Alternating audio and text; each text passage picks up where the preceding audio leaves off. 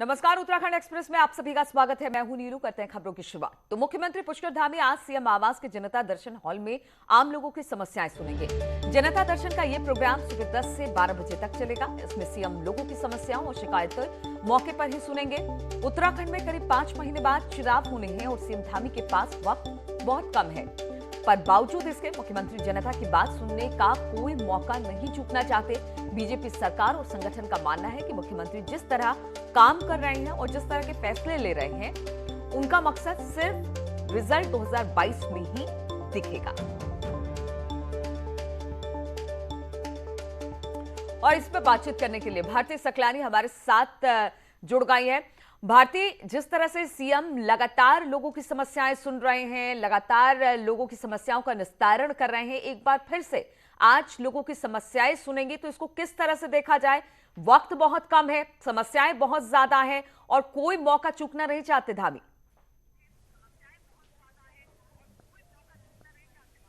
बिल्कुल नीलू, आप ठीक कह रहे हैं और 1-to-1 कनेक्शन बहुत ज्यादा जरूरी है। संवादहीनता की बातें लगातार कही जा रही थी। अगर हम बात करें, जब त्रिवेंद्र सिंह रावत मुख्यमंत्री रहे हैं, तो अब ये कहा जा सकता है कि लंबे समय के बाद ये जनता मिलन कार्यक्रम हो रहा है, जब सीएम धामी 1-to-1 कनेक्शन करेंगे और ये उनका मुख्यमंत्री बनने के बाद पहला इंटरैक्शन होगा जो डायरेक्ट जनता के साथ होगा। उनकी समस्याओं को वो सुनेंगे। तकरीबन 2 घंटे तक ये जनता मिलन का कार्यक्रम चलने वाला है और तमाम अधिकारी यहाँ पर बुलाए गए हैं जो मौके पर ही उनकी समस्याओं का निस्तारण यहां पर किया जा सके। इससे पहले कि अगर जनता मिलन कार्यक्रम आपको ध्यान हो नीलू, तो वो विवादों में रहे हैं और अब इस तरह जनता में भी शिकायतें रही हैं इस बात को लेकर कि उनकी बातों को नहीं सुना जाता या उनके जो समस्याएं उनका निराकरण अधिकारी नहीं करते हैं, अधिकारी नहीं सुनते हैं। इसलिए ये बहुत ज्यादा जरूरी था कि 1-to-1 कनेक्शन हो और सीएम धामी आज उसी कड़ी में ये कहा जा सकता है कि लोगों की समस्याओं को सुनेंगे और उनका निराकरण करने की यहां पर कोशिश करेंगे। बिल्कुल, और जनता भी चाहती है कि मुख्यमंत्री से सीधे संवाद हो ताकि उनकी जो समस्याएं हैं वो जल्द से जल्द पूरी हो। और आज मुख्यमंत्री इसी तरह से जनता दरबार लगाएंगे जहां पर लोगों से रूबरू होंगे। बहुत बहुत शुक्रिया आपका भारती, हमारे साथ जुड़ने के लिए। और राज्य के कॉलेजों में टीचरों की नियुक्ति, नए कॉलेजों को खोलने और अभी चल रहे कॉलेजों के अपग्रेडेशन पर अंतिम फैसला मुख्यमंत्री पुष्कर धामी पर छोड़ दिया गया है। शुक्रवार को सीएम की अध्यक्षता में हुई हायर एजुकेशन की रिव्यू मीटिंग में नई एजुकेशन पॉलिसी को लेकर चर्चा हुई। सीएम ने अधिकारियों से कहा कि वो नई शिक्षा नीति लागू करने की दिशा में तैयारी करें।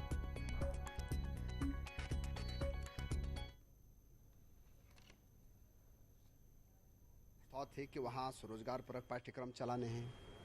कई कॉलेजों के प्रस्ताव थे कि वहाँ स्वरोजगार परक पाठ्यक्रम चलाने हैं। कई कॉलेज पीजी कॉलेज बनने के प्रस्ताव थे, कई नई कॉलेज खोलने के प्रस्ताव से, और आज बहुत सकारात्मक बात हुई है। और पूरा मुख्यमंत्री जी ने कहा है कि कल तक शिक्षा विभाग जो है हमको मुख्यमंत्री जी को कल प्रस्ताव देना है और कल मुख्यमंत्री जी इन सारे विषयों की घोषणा करने वाले हैं। और सीएम पुष्कर सिंह धामी ने शुक्रवार को श्रीनगर में बड़ी घोषणा की है और श्रीनगर को नगर निगम बनाने का ऐलान भी किया। साथ ही श्रीनगर में पेयजल आपूर्ति बढ़ाने, बाईपास निर्माण के साथ ही चौबट्टा खाल में झील बनाने की भी मंजूरी दे दी है। श्रीनगर में आज बीजेपी की जन आशीर्वाद यात्रा की शुरुआत हुई। इसमें सीएम की मौजूदगी में रोड शो हुआ और करीब 3 किलोमीटर लंबी बाइक रैली भी निकाली गई।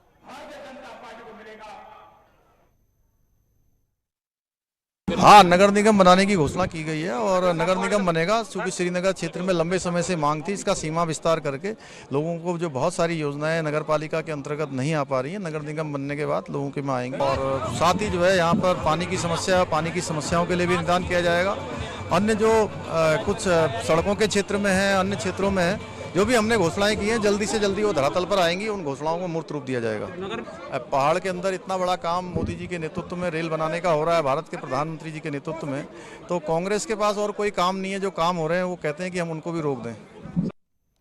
और बीजेपी ने शुक्रवार को जन आशीर्वाद रैली की शुरुआत श्रीनगर से कर दी है और ये सिलसिला आगे भी चलेगा। लेकिन मुख्यमंत्री से लेकर मंत्रियों तक को एक नाम यकीन है जो हर जगह काम आएगा, वो है प्रधानमंत्री नरेंद्र मोदी का, जिसके काम और नाम की चर्चा चुनाव में हर जगह होगी। श्रीनगर में जन आशीर्वाद रैली के साथ बीजेपी का चुनावी शंखनाद हो चुका है। रैली और जनसभाओं का ये सिलसिला अब चुनाव तक चलेगा, पर बीजेपी सरकार के मंत्रियों को सबसे ज्यादा यकीन प्रधानमंत्री नरेंद्र मोदी के नाम और उनके काम पर है और नेताओं को यकीन है कि इस फैक्टर का असर पूरे प्रदेश पर होगा।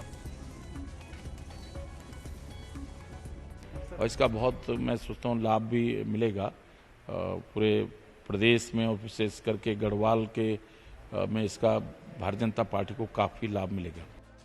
57 विधायकों की 2017 की सरकार को लीड करने वाले पुष्कर धामी तीसरे मुख्यमंत्री हैं।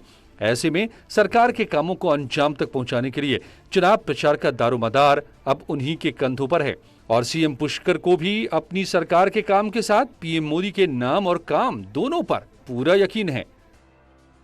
बीजेपी ने जो भी काम किए हैं उत्तराखंड की जन भावनाओं के अनुरूप किए हैं, और मोदी जी ने जो काम किए हैं पूरे देश भर में, वैसे तो उन्होंने हर जगह काम किए हैं, लेकिन उत्तराखंड से उनका भी विशेष लगाव है। साल 2017 का प्रचंड बहुमत पीएम मोदी के नाम का ही नतीजा था। ऐसे में 2022 का रिजल्ट बेहतर करने के लिए बीजेपी पीएम मोदी के नाम को सबसे प्रभावी मान रही है। दीपांकर भट्ट, न्यूज़ 18, देहरादून। और कांग्रेस की परिवर्तन यात्रा का दूसरा दिन आज है। आज किच्छा, लालकुआं, हल्द्वानी में यात्रा होगी। इसमें कांग्रेस के सभी बड़े नेता मौजूद होंगे। शुक्रवार से खटीमा में परिवर्तन यात्रा की शुरुआत की गई थी।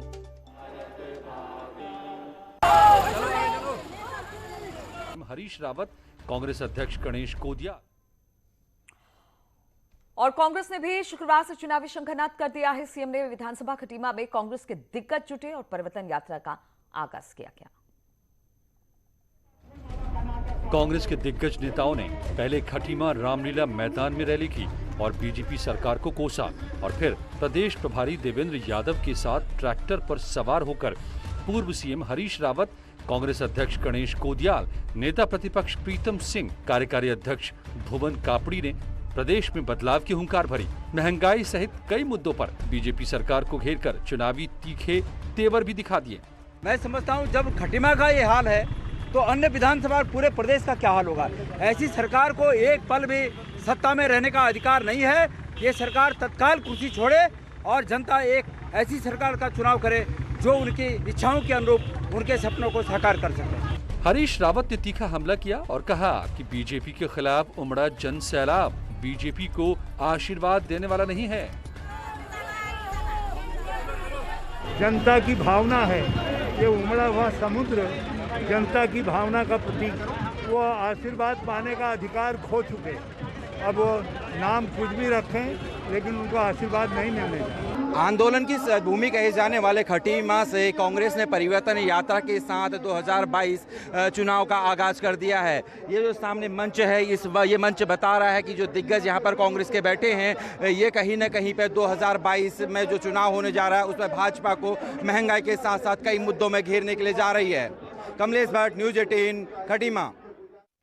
और पूर्व सीएम और कांग्रेस कैंपेन कमेटी के चेयरमैन हरीश रावत शुक्रवार को नानक मत्ता पहुंचे और हरीश रावत ने गुरुद्वारे में सेवा की। हरीश रावत ने गुरुद्वारे में झाड़ू लगाया और हरीश रावत ने जूते भी साफ किए। हरीश रावत ने पंच प्यारे वाले बयान पर पश्चाताप किया। हरीश रावत ने पंजाब में इसे लेकर बयान दिया था और प्रदेश अध्यक्ष के साथ 4 कार्यकारी अध्यक्षों को पंच प्यारे कहा था, लेकिन विवाद के बाद हरीश रावत ने माफी मांगी और पश्चाताप के लिए गुरुद्वारे में सेवा की बात भी कही थी। और हरीश रावत नानक मत्ता साहिब पहुंचकर झाड़ू लगाते हुए और जूते साफ करते हुए भी नजर आए। और 4 चीनी नागरिकों ने अपने देश वापस लौटने के लिए नैनीताल हाईकोर्ट से इजाजत मांगी है। चारों ही चीनी नागरिक 2018 में भारत में हैं और इन पर सोने की तस्करी के आरोप है। बनबसा पुलिस ने इन्हें फर्जी वोटर आईडी कार्ड पर भारत का बॉर्डर पार करते हुए पकड़ा था। 2019 में गिरफ्तारी के बाद इन्हें चंपावत जेल में रखा गया और 2020 में इन्हें हाईकोर्ट से जमानत मिल गई, लेकिन कोर्ट के आदेश के बिना ये देश नहीं छोड़ सकते। और रुद्रप्रयाग में हरियाली खेल महोत्सव के दौरान विधायक को ग्रामीणों के गुस्से का सामना करना पड़ा। ग्रामीण विधायक भरत सिंह चौधरी के पास सड़क निर्माण की मांग लेकर पहुंचे, लेकिन विधायक भड़क गए।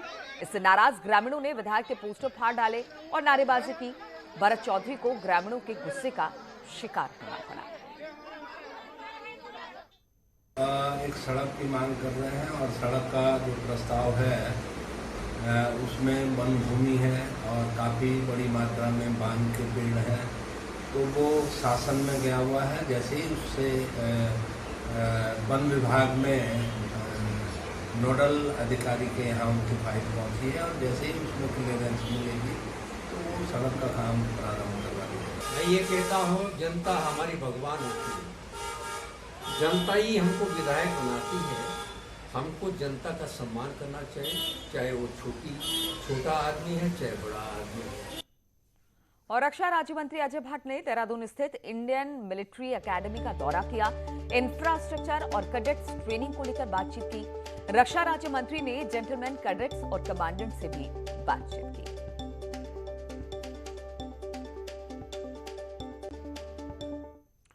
चारधाम यात्रा शुरू नहीं करने पर लोगों ने तीखा विरोध किया है। बद्रीनाथ धाम में यात्रा को लेकर आंदोलन कर रहे स्थानीय लोग और संतों का कहना है कि जब राजनीतिक रैलियों में हजारों की भीड़ पहुंच रही है तो फिर चारधाम यात्रा पर रोक क्यों? बद्री विशाल के दर्शन पर रोक क्यों? आंदोलनकारियों ने कहा कि जल्द ही यात्रा शुरू नहीं होती तो वो खाना तो पहले ही छोड़ चुके हैं, अब पानी भी छोड़ देंगे। देखिए नीचे देखिए, फूलों की घाटी खुला हुआ है, जोशीमठ खुला हुआ है, सारा नीचे के लोग पर्यटन खुला हुआ है, नैनीताल, मंसूरी और बद्रीनाथ। यहाँ कोविड नहीं होते हुए भी ये लोग बंद किए हुए हैं। तो हमारा मांग यही है कि बद्रीनाथ का स्थानीय निवासियों के लिए दर्शन करी जाए तत्काल। और 12 दिन के लंबे इंतजार के बाद टनकपुर पिथौरागढ़ हाईवे को खोल दिया गया।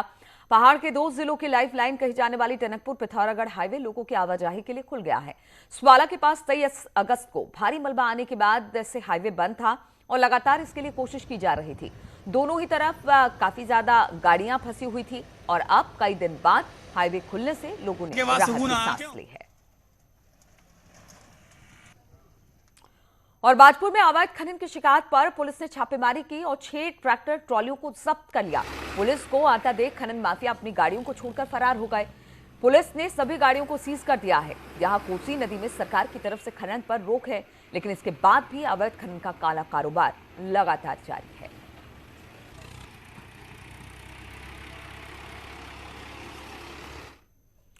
बाजपुर के पास केलाखेड़ा में गडरी नदी में अवैध खनन का आरोप लगा रहा है। आरोप है कि खनन माफिया खुलेआम खनन कर रहे हैं और शिकायतों के बाद भी पुलिस की तरफ से किसी तरह की कोई कार्रवाई नहीं हो रही। हालात ये है कि थाने से बस चंद कदम की दूरी पर गडरी नदी और आसपास के खेतों में ये खनन हो रहा है। अब हालांकि कार्रवाई की बात कही जा रही है। स्थान पर खनन हो रहा था, तो इसमें हमने तहसीलदार को निर्देशित कर दिया है कि वो इसकी परमिशन को चेक कर लेंगे और साथ ही साथ यदि भविष्य में भी ऐसी कोई हमें सूचना मिलती तो तत्काल रेवेन्यू डिपार्टमेंट के साथ मिलकर कार्रवाई की जाएगी। टिहरी जिले में कोरोना पॉजिटिव शख्स में डेल्टा प्लस वेरिएंट के लक्षण मिलने के बाद स्वास्थ्य विभाग अलर्ट मोड पर आ गया। हालांकि कोरोना पॉजिटिव व्यक्ति पूरी तरह से स्वस्थ है और होम आइसोलेशन में है। स्वास्थ्य विभाग द्वारा व्यक्ति के संपर्क में आए 51 लोगों की टेस्टिंग कराई गई और सभी की रिपोर्ट नेगेटिव आई है, लेकिन फिर भी लगातार सभी पर नजर रखी जा रही है। पिथौरागढ़ शहर में हाई डील गेट के पास गुलदार के शावक का शव मिला है। शहर के बीचों बीच शावक का शव मिलने से हर कोई दहशत में है। सूचना के बाद वन विभाग ने मौके पर पहुंचकर शव को कब्जे में लिया। शावक की मौत के कारणों का फिलहाल पता नहीं चल पाया है। वहीं विभाग का कहना है कि पोस्टमार्टम के बाद ही मौत की वजह साफ हो पाएगी।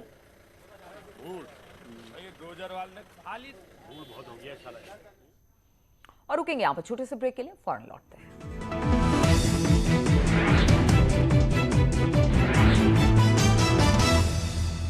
से लगाई मदद की गुहार। कानपुर देहात में झाड़ियों में मिला महिला का शव। मौके पर पहुंची पुलिस ने शव को कब्जे में लिया। शिवली क्षेत्र का मामला। गाजियाबाद में घर में घुसकर बदमाश ने महिला को चाकू से जानलेवा हमला किया। महिला गंभीर हालत में हॉस्पिटल में भर्ती। रायबरेली में एक रिश्वतखोर लेखपाल का वीडियो वायरल हुआ। एसडीएम ने मामले की जांच तहसीलदार को सौंपी। सनी लियोनी तोते के साथ खिंचवा रही थी फोटो, तभी उसने कर दिया अटैक। वायरल हुआ फोटो।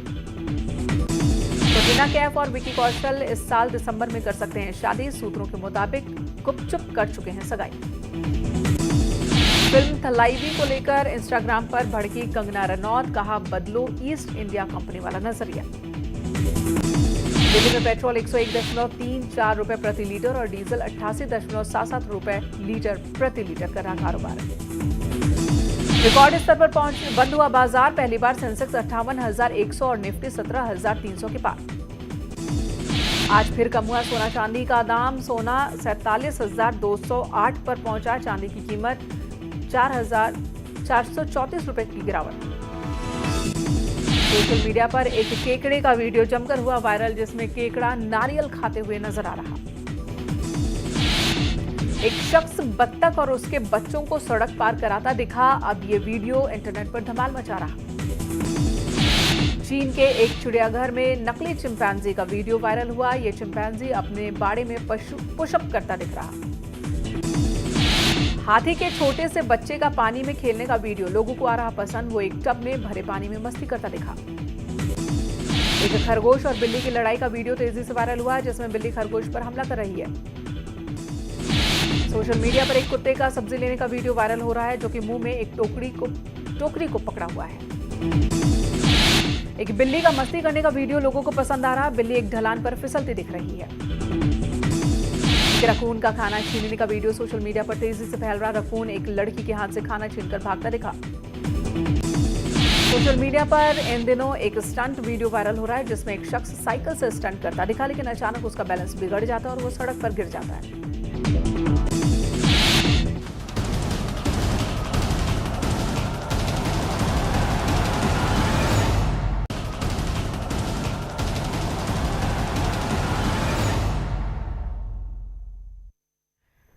नमस्कार, आप देख रहे हैं न्यूज 18। मैं हूं आपके साथ मेनका चौधरी और इस बुलेटिन में रफ्तार के साथ अभी तक की सभी खबरों पर डालते हैं नजर। बहराइच और गोंडा के बाढ़ प्रभावित इलाकों का सीएम योगी ने किया दौरा। गोंडा में बाढ़ पीड़ितों को बांटी राहत सामग्री। योगी ने कहा, पीड़ितों की हर संभव मदद की जाएगी। गन्ना मूल्य बढ़ाने पर विचार कर रही यूपी सरकार। गन्ना मंत्री सुरेश राणा ने कहा, हमारी सरकार ने किया रिकॉर्ड भुगतान, बंद पड़ी मिलों को भी खुलवाया। अखिलेश यादव के माफी वाले बयान पर नरेश अग्रवाल का जवाब, कहा, मैंने सिर्फ पिता और गुरु से ही माफी मांग सकता हूं, अखिलेश से नहीं। मुलायम सिंह यादव की करता हूं इज्जत। मेरठ में ऑटोमोबाइल कारोबारी अशोक जैन के घर पर पुलिस की छापेमारी। करीब 1 साल पहले हुआ था दिवालिया घोषित। अलग अलग बैंकों से 200 करोड़ रुपए कर्ज लिए थे। जौनपुर में देसी शराब की दुकान को बदमाशों ने बनाया निशाना। बंदूक के बल पर लूट की वारदात। सीसीटीवी में कैद हुई वारदात।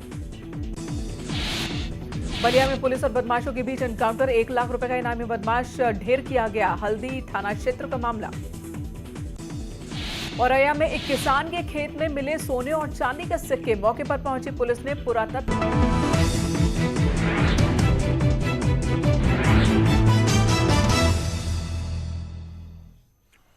खबर रामनगर से, जहां पर हल्द्वानी मार्ग पर बैराज और पुल के पास अक्सर बाघ की चहलकदमी दिखाई देती है, जिससे वन्य प्राणी और इंसान में संघर्ष की स्थिति बन जाती है। हालांकि वन विभाग इस संकट को टालने की कोशिश में लगा रहता है, लेकिन कई बार लोग वन विभाग की बात नहीं मानते। ऐसे में वन विभाग पुलिस की मदद देने का मन बना रहा है।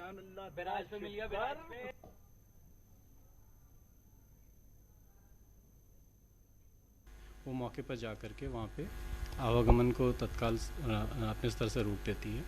और साथ ही हम प्रशासन के साथ भी ये बात कर रहे हैं कि जो मॉर्निंग में लोग मॉर्निंग वॉक के लिए जाते हैं, उनको भी वहाँ पे पुलिस प्रशासन के द्वारा जो है रोका जाए जब भी इस तरह की कोई एक्टिविटी होती है। और टिहरी डैम के वाटर लेवल को 2 मीटर बढ़ाने की मंजूरी मिल गई है। अब टिहरी डैम का वाटर लेवल 828 मीटर से बढ़ाकर 830 मीटर किया जा सकता है। टीएचडीसी लंबे समय से इस परमिशन का इंतजार कर रहा था और भारत सरकार के लेवल पर भी इसे लेकर बैठक हुई और अब शासन की तरफ से वाटर लेवल बढ़ाने की मंजूरी मिल गई है।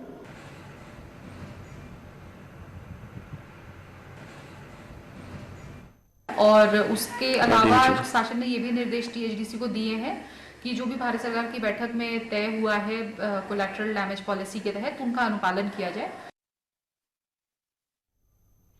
आम आदमी पार्टी ने आज चुनाव को लेकर एक बड़ा ऐलान कर दिया। रुद्रप्रयाग पहुंचे आप के प्रदेश सह प्रभारी ने ऐलान किया कि उनके CM candidate colonel Ajay Kothiyal BJP के सीएम कैंडिडेट के खिलाफ चुनाव लड़ेंगे और फिलहाल तो सीएम पुष्कर सिंह धामी हैं, लिहाजा कोठियाल उनके खिलाफ चुनाव लड़ेंगे। सह प्रभारी राजीव चौधरी ने कहा कि हमने पहले भी तीरथ सिंह रावत के खिलाफ कोठियाल को उतारने का ऐलान किया था और अब 2022 चुनाव में भी कर्नल कोठियाल सीएम के खिलाफ चुनाव मैदान में उतरेंगे। अब अगर ऐसा होता है तो खटीमा का मुकाबला दिलचस्प होगा, क्योंकि सीएम धामी और कोठियाल के अलावा कांग्रेस के कार्यकारी अध्यक्ष भुवन कापड़ी भी खटीमा सीट से ही ताल ठोक रहे हैं। वो मुख्यमंत्री चेहरे होंगे तो पार्टी का प्रयास पूरी तरीके से इस तरह रहेगा कि जहां से भी हमारी खुली चुनौती रहेगी कि भाजपा अपना मुख्यमंत्री चेहरा घोषित करे, कर्नल साहब वहां से लड़ेंगे। इससे पहले भी आप देख चुके हैं। और हल्द्वानी में पुलिस ने 3 ऐसे छात्र चोरों को गिरफ्तार किया जिनके निशाने पर राह चलती महिलाएं और पार्किंग में खड़ी स्कूटी थी। तीनों चोर पिछले 3 दिनों के अंदर 8 वारदातों को अंजाम दे चुके हैं। पकड़े गए चोरों में से एक नशे की लत के कारण पर्स छीनने और स्कूटी चोरी का काम करता था। इसके खिलाफ हरियाणा और चंडीगढ़ में कई मुकदमे दर्ज हैं, जबकि 2 चोर गर्लफ्रेंड को घुमाने के लिए स्कूटी चुराते थे।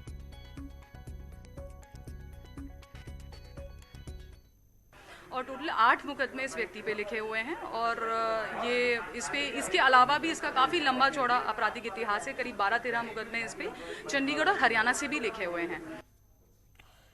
धर्मनगरी हरिद्वार में अखाड़ों और आश्रमों की जमीनों पर बने फ्लैट्स को लेकर प्रशासन हरकत में आया है। स्टाम्प चोरी की एक शिकायत के आधार पर एडीएम वित्त और राजस्व ने करीब 20 अखाड़ों और आश्रमों को नोटिस जारी कर जवाब मांगा। दरअसल हरिद्वार में अखाड़ों और आश्रमों के पास बड़ी मात्रा में जमीनें हैं। धार्मिक संस्थाओं को इन संपत्तियों को बेचने का अधिकार नहीं है। इसके बावजूद कुछ धार्मिक संस्थाएं और बिल्डर मिलकर जमीनों पर फ्लैट बनाकर 100 रुपए के स्टाम्प पर फ्लैट बेच रहे हैं।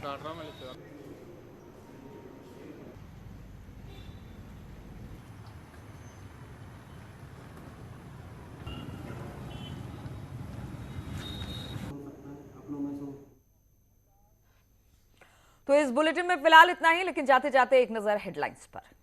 हेडलाइन प्रेजेंटेड बाय बेल कोलू, कच्ची घनी सरसों।